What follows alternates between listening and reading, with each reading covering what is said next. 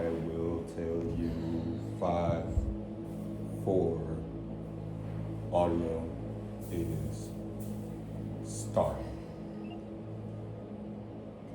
Hey y'all, how y'all doing today? Hello. Hey, I'm good. How are Oh, you? I'm doing good. That's good. I'm doing good. That's good, that's good. So we're back for our Wednesday well check. So this is our first well check of 2026, right? And so I don't know if you guys, I think mostly everybody is following the practice Instagram page, but this is our third annual Dry January.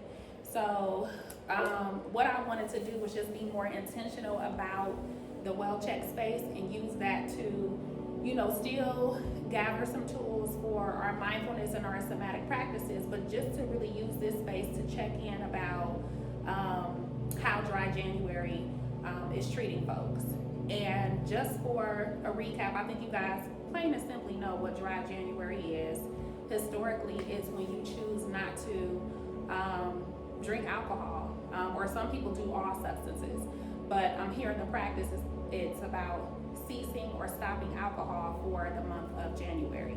So that's what we did year one and year two. But what we did this year is we wanted to think about cutting out alcohol, not necessarily as a rigid goal, but we wanted to think about it more as us being intentional about our practices when it comes to alcohol.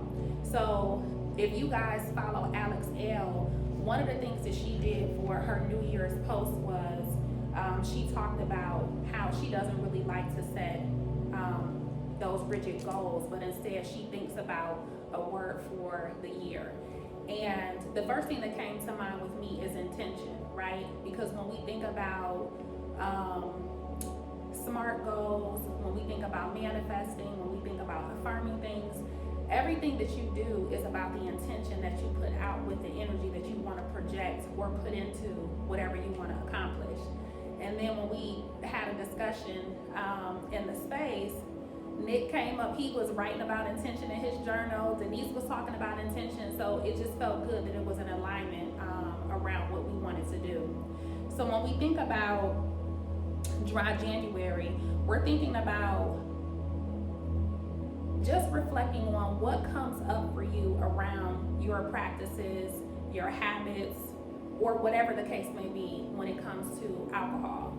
And so just really being mindful and being gentle with yourself, not to be in a place of judgment, but more so just to be in a place of observing and noticing. And so whatever comes up for you this month, thinking about how are my activities and behaviors and engagement with alcohol or any substance, how is it keeping me from accomplishing my goals?